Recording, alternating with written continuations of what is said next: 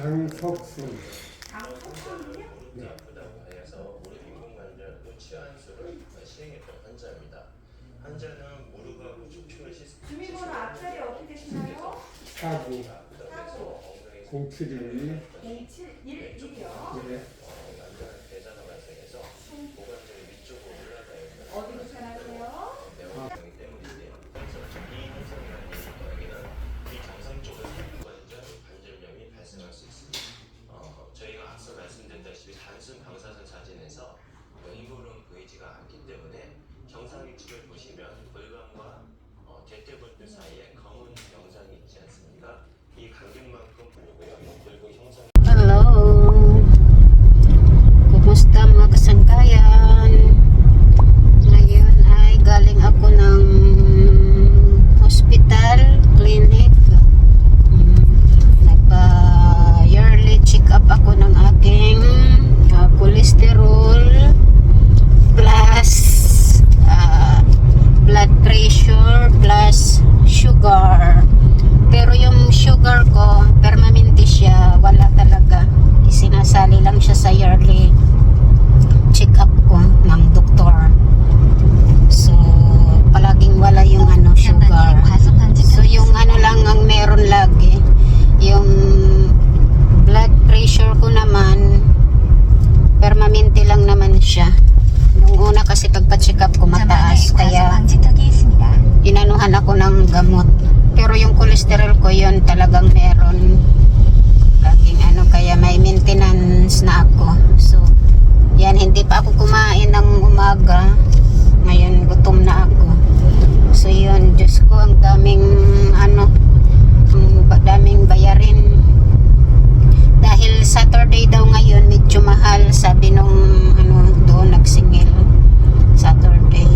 So bayad ng check up siguro sa pera natin mga 1,000 sa check up lang yon, kasi yun nga dugo, ihi at saka dito sa katawan ko meron pang pinaglalagay na mga hose yun. Tapos yung sa naman, sa gamot naman, kasi every 2 months yung binibigay sa akin sa cholesterol at saka sa sa anong tawag nito, sa dugo. So 2 buwan yan. So sa 2 buwan na yon, magkano din yan? 2,000 ang nabayar, kasi Saturday nga raw, sabi mahal daw. Kaya iba pa yung check up at saka yung sa gamot. Yung sa gamot ko umabot ng 2,000 for 2 months yan. So yan, sa credit card ko na nga lang yun kinuha, kasi wala na akong wala na ako sa sarili kong yung sa ko. So yun, mahirap. Kailangan pa-check up lagi sa every year ngang pagpano sa akin, sabi ng doktor. Tapos every 2 months din yung gamot na binibigay niya.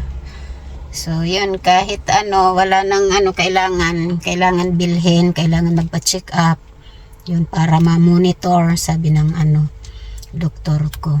Tapos kasi nung nakaraan, siguro last month, kasi every 2 months nga, sinubukan ko siya, patayin ko muna yung aking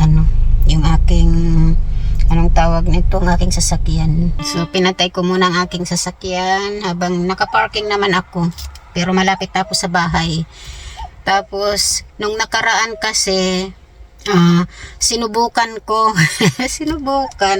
sinubukan ko na hindi muna uminom kasi nagkataon Sabado tapos pang gabi ata ako, parang ganun, parang tinamad ako, pero meron pa akong nainom na isang araw. Tapos tinamad ako pumunta, inaantok ako kasi pang gabi nga pag out ko. So ang ginawa ko, sabi ko ay hayaan ko na nga lang, total yung sa dugo ko naman normal na hindi mataas yung ko, yung sa dugo ko. So sa cholesterol na lang ako nagka-problema kasi permanente siya. So ang ginawa ko, hindi ako uminom ng Sunday, Monday. For Saturday, Sunday, Monday, parang gano'n. Sabi ko, ay bahala na, hindi na ako inom, baka ganyan-ganyan. Tapos nung Saturday na yun, okay pa yung ko. Tapos nung Sunday naman, nung araw or nung umaga, medyo pa ako. Tapos pero nung gabi, yung pakiramdam ko, hindi ko maintindihan. Hindi ko ma-explain, basta kakaiba, hindi ko maipaliwanag. So yun, nung Sunday ng gabi, hindi ko maipaliwanag kung anong nararamdaman ko, basta kakaiba, basta hindi ko maintindihan ano kayang nangyayari. Hindi naman, wala akong lagnat, wala akong sipon, wala akong ganyan, basta wala lahat, basta lang masama, basta hindi ko maipaliwanag anong nangyayari, basta. Tapos, hindi ko naisip yun na, dahil hindi ako nakainom ng gamot, hindi ko naisip yun. Ang naisip ko lang siguro sa trabaho, pagod ako, kasi di ba kagagaling lang ng pang gabi. Yun lang ang naiisip ko, sabi ko lang ako maghihiga-higa, or minsan maglakad-lakad, kasi kakaiba nga. So, hinayaan ko lang, kasi Sunday nga, walang, walang hospital kasi sarado yung dito sa amin. Parang clinic lang siya, yung private clinic. So, sabi ko hayaan ko na lang. Tapos nung Monday na, nung araw na rin yun, hindi pa rin ako hinayaan ko lang. Kakaiba yung nararamdaman ko, sabi ko ng ganun. Basta sinabi ko kasi wala akong oras dahil pang araw ako. 9 yung open ng clinic na yun, papasok ako 8:30, 8:20, mga ganyan. So, walang oras. Pag naman, tanghali, close din sila kasi kakain nga. So, hindi ako makakapunta. So, ang ginawa ko, sinabi ko sa asawa ko na, papunta ka doon sa hospital, sabihin mo na humingi ng gamot para sa akin, magparesita siya. Tapos, yun, sabi niya, pwede naman yun. Lang yung pangalan ko kasi naka-record na. So, yun, mga hapon na pumunta yung asawa ko. Kasi hindi na ako uminom nung yung gamot, kasi dapat umaga nga iinom niyan. Yung gamot na yun, umaga. Parang 24 hours ang mangyayari. Sabi ko, bukas na lang ako iinom ng umaga. Siyempre hindi ako nakainom nung gabi. Na naman yung pakiramdam ko, ganun na naman. Basta anong paliwanag ko, anong isip ko, hindi ko ma-explain So, sabi ng asawa ko, uminom ka na, kasi sabi ko, hindi, bukas na lang. Sabi ko kasi gabi nga, tapos bukas iinom na naman ako, parang hindi naman yun nag 24 hours. Magdudoble, parang ganun. So, habang nakahiga ako, basta hindi rin ako makatulog kasi nga puro balibag ako, hindi ko maintindihan, masama talaga.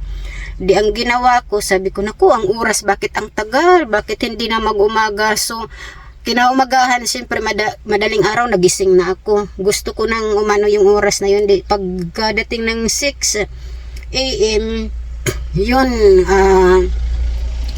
hindi pa ako kumakain, talagang uminom na ako ng gamot na yun. Kasi wala hindi ko na yung nararamdaman ko, hindi ko maipaliwanag So yun, 6 AM, ayun, talagang ako uminom, ininuman ko na. Tapos nung pagpasok ko sa trabaho, medyo kalmado na, hindi na ako tapos hanggang gabi yun, naging okay na ako. So yun, naisip ko sa gamot nga, dapat iinom talaga ako, hindi ko na yung lalaktawan. Kasi yun ang dahilan talaga. Kasi wala akong nung pagkainom ko, wala na, hindi na yung katawan ko, wala na akong nararamdaman yung parang kakaiba. So, yun lang, na-share ko lang. Kahit, yun, malaki nga yung nagastos kasi tag 2 months. Yun, kailangan kong anuhin. Tapos, pag mag-time naman ako, nag-exercise ako, nag-jogging kasi busy nga. So, yun lang guys, na-share ko lang naman. Kasi kailangan talaga, maano yung katawan natin, healthy. Wala nasasabi ko lang, pero tamad din ako minsan kasi dahil nga sa pagod, tapos barang gusto ko na lang humilata sa katatrabaho, yun. So yun lang guys, ito lang na-share ko sa aking vlog. Dito ako sa nakaparking ako, yan. So ito yung gamot ko, ay ano yun, sa yung binili ko rin yung para pang pina. So yun, pang 2 months to nasa loob. So ayun lang guys, naikwento ko lang ang aking naranasan or naramdaman sa time na yun na hindi ako nakainom ng gamot. Tapos kwento ko doon sa doktor na ganon, sabi niya hindi naman yun masama sa katawan or may ka, sabi niya yun, dahilan lang yun na hindi ka nakainom kasi dapat daw permanente, yun nga. So yun lang, na-share ko lang. Bye bye, God bless, thank you, bye.